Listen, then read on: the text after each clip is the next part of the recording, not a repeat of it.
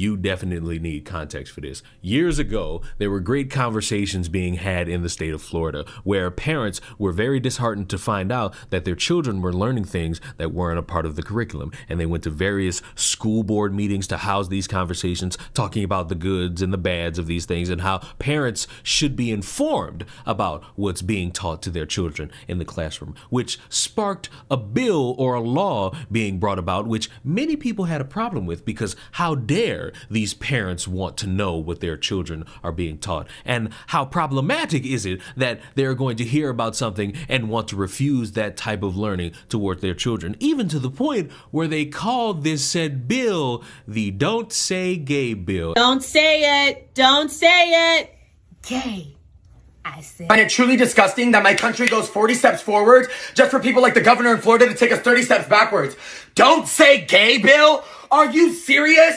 Don't talk about what I went through and what my fellow gay LGBTQ plus community went through to get me here? Are you serious right now? Is the government sleeping? Why are they letting you do this? Isn't this the free country, the free world, freedom of speech? Don't say gay! That goes against freedom of speech! You cannot sit here and say being gay is not a choice when you're not gay. You don't know that. Now you want to make learning about our history illegal? You are literally making it harder for children to feel comfortable because conservative parents feel like it's not okay.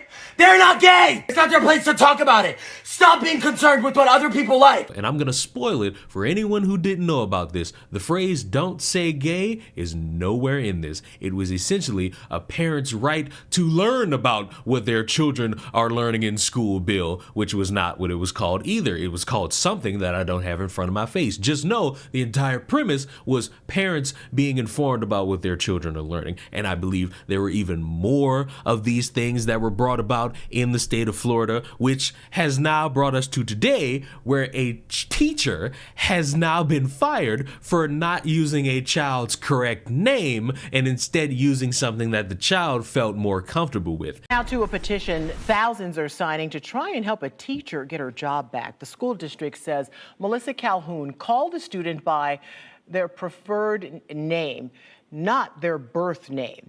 Now, it might sound innocent, but state law says for a teacher to call a student by their preferred name, their parents have to give written permission. In this case, Brevard Public Schools says that never happened. Here's News 6's James Parvero with what's next. The teacher made a difference in her classroom and in the lives of our students, including my own child. She deserved more than a quiet exit. She deserved fairness, context, and compassion. You can tell whose side the audience was on at last night's school board meeting. The speaker, Christine Stanek, works here at Satellite High School alongside Melissa Calhoun, at least for a couple more weeks. Brevard Public Schools isn't renewing Calhoun's contract because the district says Miss Calhoun, who teaches AP Literature, called a student by their preferred name, not their legal name, without parental consent. The district says Miss Calhoun knew she wasn't allowed to do that, but did so anyway. There was no harm, no threat to safety, no malicious intent, just a teacher trying to connect with a student. Now a lot of Miss Calhoun's former students are trying to help her through this change.org petition. More than 5,000 supporters are calling for the district to give Miss Calhoun her job back. She is irreplaceable, not only a good teacher, but significantly, more importantly, she is the kindest and most caring person I have ever met in my life. A statement I got from the district says the students' parents came forward about this, and that's how this investigation all started. BPS supports parents' rights to be the primary decision makers in their children's lives, and Florida law affirms their right to be informed. The district also told me the state will now be reviewing Calhoun's teaching certificate. Her contract ends in May. Calhoun is the first known educator in Florida to lose her job under a Sunshine State law signed by Governor Ron DeSantis before the start of the 2023-2024 school year that requires teachers to get parental permission before calling a student by a name different from their legal one. The 11-year veteran teacher was respecting the request of a student whose legal name is associated with girls. The student's parents notified the school that Calhoun was calling their child by their preferred name, sparking an investigation. The teacher allegedly admitted she knowingly knowingly did not comply with the state statute. As a result, the district chose not to renew Calhoun's annual contract as the state reviews her teaching credential for violating state law. And that should be the warning shot to other people who are teachers in various schools, specifically in Florida. They ain't really messing around with y'all at this point. They're tired of things being taught to their children. They're tired of not being informed about what it is you're saying or teaching their kids, and they want to know, and they went through the process of getting a law signed to that point. And clear as day, this being, I believe, either the first or one of the first known about examples where if you're not following that law, they gonna pack you up if they find out about it. And you knowingly admitting to that really doesn't help your case. Do I think she should have been fired over it?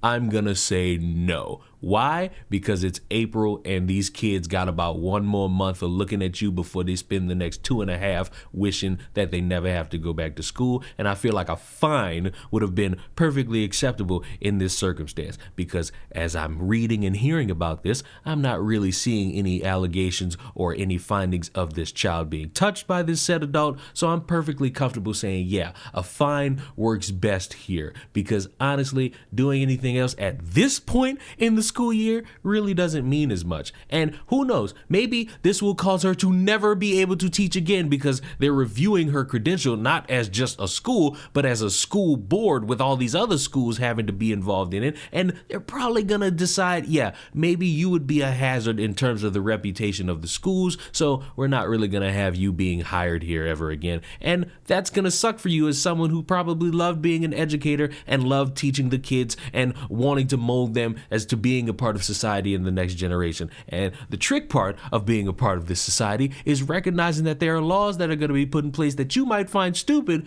but you're going to have to follow them, because if you don't, you might be just shit out of luck and out of a fucking job. And that's the unfortunate part. And maybe this school create the conversation that needs to be had amongst people that feel as though, all right, we could sneakily do these things and it will be better if we just not say anything. That makes it worse. And it doesn't help you when you eventually get caught, because hiding something for any length of time and then someone finding out makes it look bad for you when the walls come crumbling down and you just gotta hold it up by saying, I was doing it anyway and I admit that I was doing it without considering anyone else. Because the entire point of these conversations parents have been having is finding out that their children are participating and are knowing things that they shouldn't be knowing at certain ages, because a teacher is just running roughshod, doing and saying things that they shouldn't be doing and saying around kids, which created all these laws and all these bills so that these children could be a tad bit safer and parents can co-sign and know about what's going on. And for all of that work, for this to be the first example, I would like to venture a guess that specifically in Florida, this will not be the last time we hear about something like this. And it should be, once again, for like the 4th time stated, a reminder that if you're really gonna go about this, you need to be willing to understand the risk. And the risk is you not having a job anymore. And while that sucks, you knew this and you chose to continue doing it anyway. And with all that being said, I would wish that you all subscribe to the channel so that I could see you all tomorrow for another example as to why your faith in humanity will always be questioned, whether it be by people or laws or maybe just a little bit of both. Mwah! Goodbye.